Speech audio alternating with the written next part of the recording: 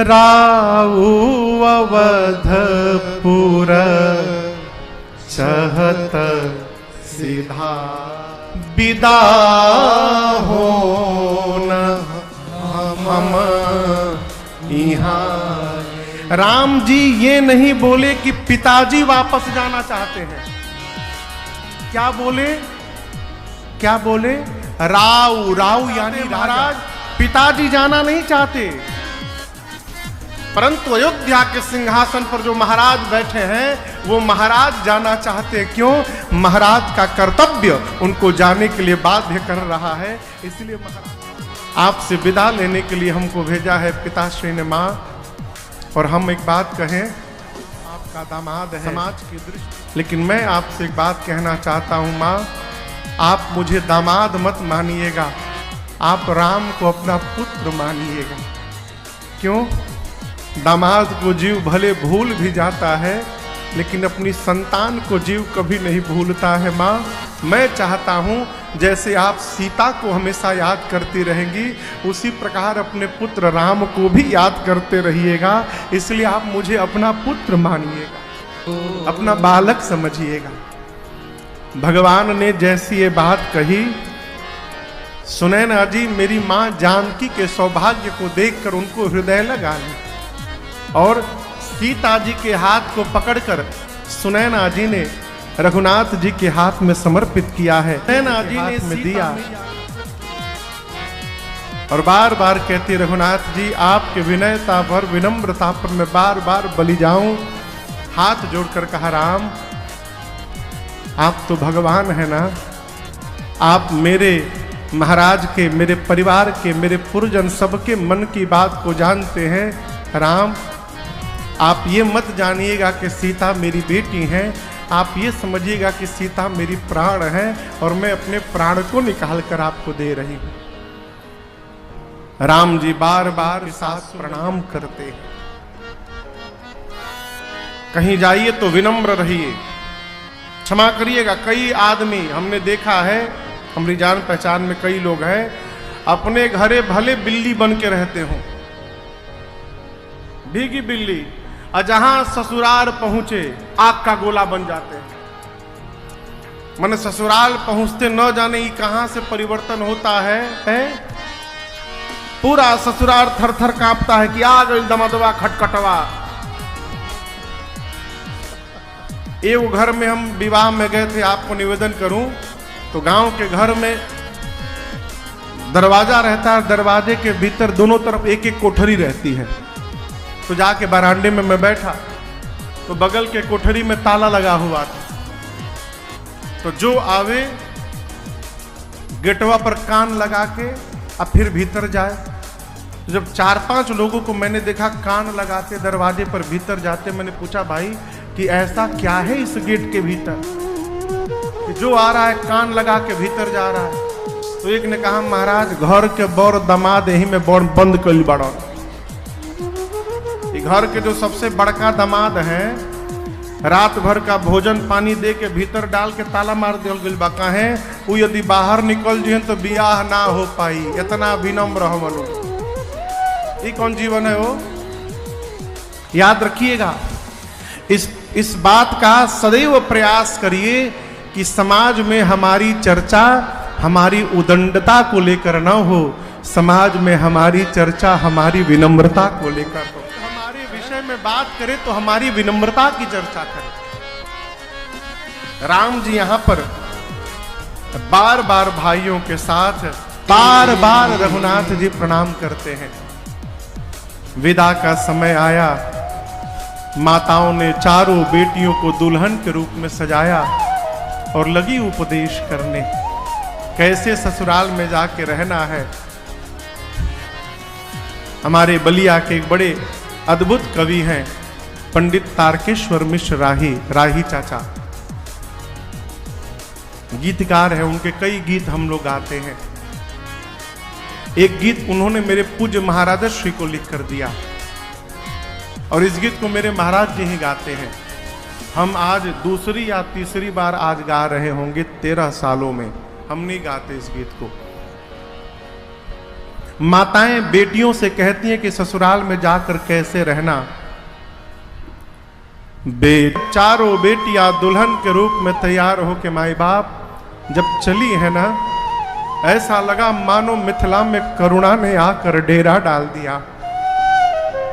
जो जहां है वही विलाप करने लगा। और मनुष्य की छोड़िए, अश्वशाले में अश्व रोने लगे, गौशाले में गौ माताएं रोने लगी। सोने के पिंजड़े में सीता जी ने तोता मैना को पाला था। जब किशोरी मैया जाने लगी ना, तो तोता मैना जोर जोर से कहने लगे, हमें सोने के पास नहीं रहना है, हमें अपनी किशोरी के पास रहना है, हमको पिंजड़े से बाहर निकालो। चक्रवर्ती दशरथ जी महाराज विदा मांगे, जनक जी सुने। जनक जी ने जानकी जी को जाते देखा। जनक जी विरक्त महापुरुष हैं, बैरागी हैं, राग से परे हैं। राग और अनुराग दोनों सीमाओं को जब पार कर लिए तब वैराग में पहुंचे। लेकिन आज जब जनक जी ने जानकी जी को जाते देखा ना, अपना सारा धैर्य खो दिया और दौड़कर किशोरी मैया को हृदय से लगाकर, और महाराज जनक बहुत रोया। और याद रखिएगा, यहां पर जनक जी इसलिए नहीं रो रहे हैं कि सीता जी जा रही हैं।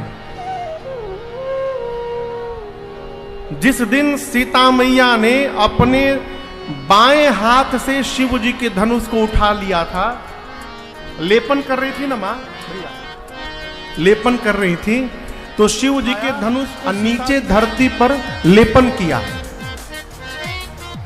जब जनक जी महाराज देखे कि मेरी बेटी ने बाएं हाथ से शिव के पिनाक को उठा लिया, तो महाराज जन्म समझ गए कि मेरी सीता कोई साधारण कन्या नहीं है, ये मेरे जीवन की शक्ति है और यही मेरे जीवन की भक्ति है, ये भक्ति है मेरी।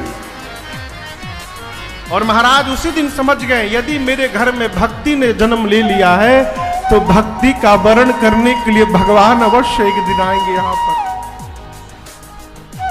बिना भगवान को छोड़कर कोई भक्ति को प्राप्त नहीं कर सकता।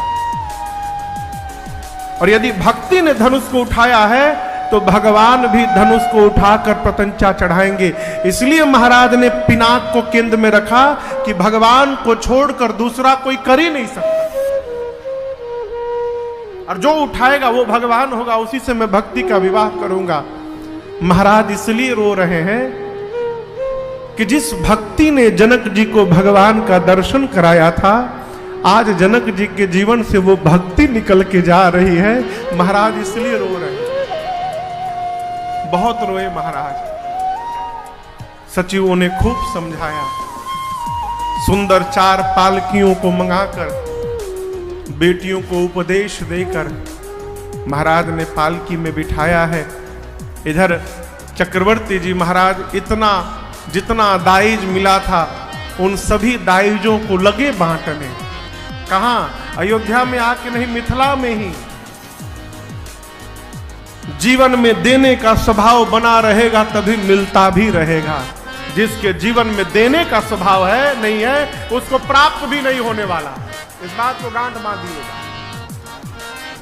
महाराज लगे देने, याचकों को बुलाकर दान दिए, ब्राह्मणों को बुलाकर दान दिए।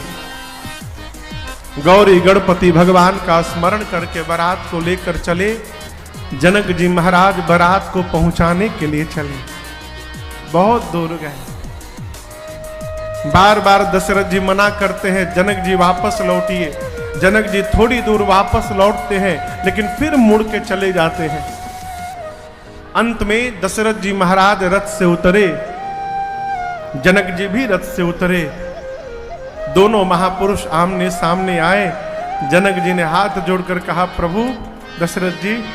जनक जी हाथ जोड़कर दशरथ जी से बोले, महाराज मैं बना करके आपसे नहीं बोल रहा हूं महाराज, आज जनक को अपना संबंधी बनाकर आपने इस छोटे से जनक को भी बड़ा बना दिया है। आपने मुझे बहुत बड़ा बना दिया। दशरथ जी बोले, मैंने आपको बड़ा नहीं बनाया है, आपने अपनी बेटियों को दिया है, मैंने आपके बेटियों को लिया है जनक जी, और जगत जानता है कि लेने वाले से सदैव देने वाला बड़ा रहता है। आप पहले से बड़े हैं।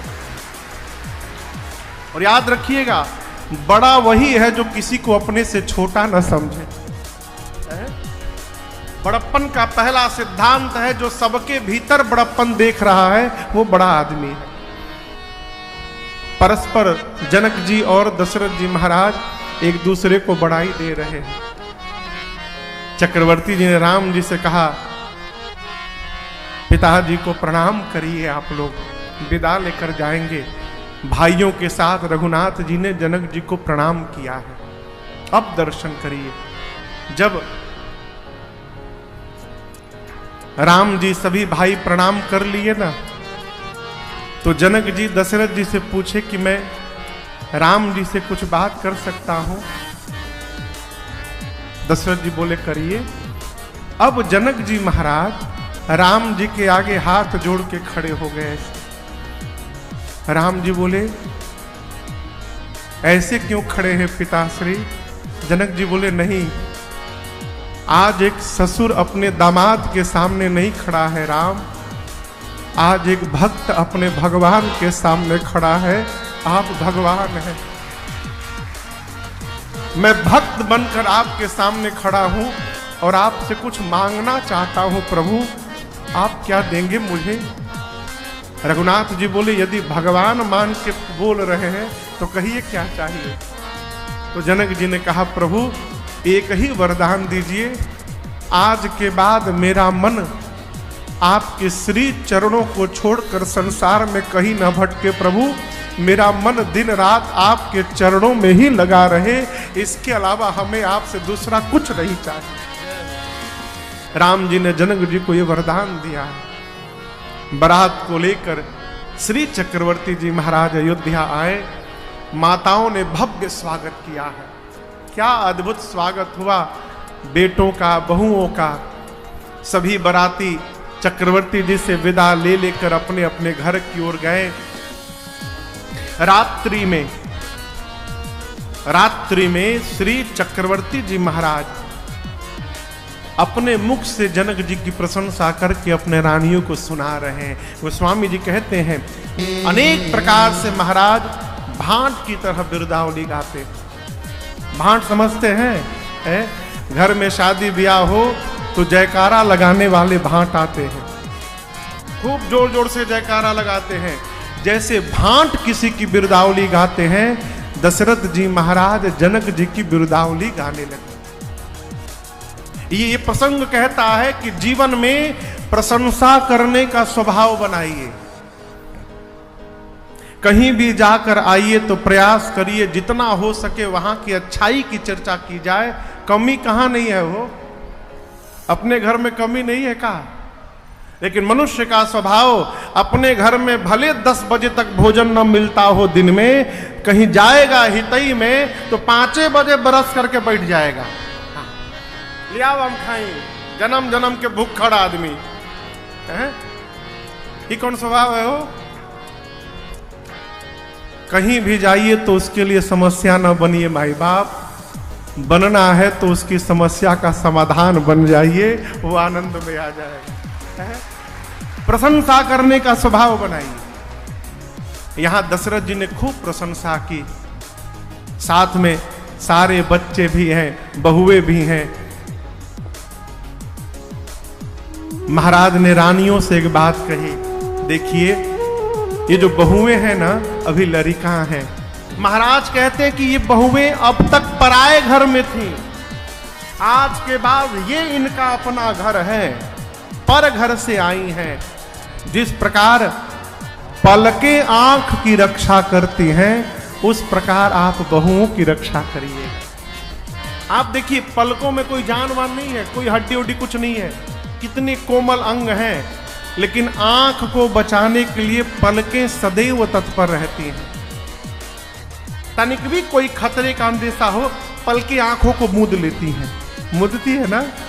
माताएं कहती हैं, महाराज कहते हैं, जैसे पलकें आंखों की रक्षा करती हैं, बहुएं अभी लड़िका हैं, इनको बोध नहीं है। आप माताएं मिलकर बहुओं की रक्षा करिएगा। इसी बीच भाई सभी लोग छोटे छोटे हैं, अभी बच्चे बहुए, उसी में किसी ने जम्हाई ली। जम्हाई समझते हैं ना? बाबूजी की बात सब सुन रहे हैं, लेकिन संस्कार ऐसा है कि बाबूजी से बोल नहीं सकते कि बाबूजी नींद आ रही है, सोने जाना है। जम्हाई ले रहे हैं लेकिन बैठे हैं। महाराज ने देखा, रानियों से बोले, बच्चे थक गए हैं यात्रा से, नींद में है, जम्हाई ले रहे हैं, आप लोग शयन करावहु, जाकर इनको सुलाइए।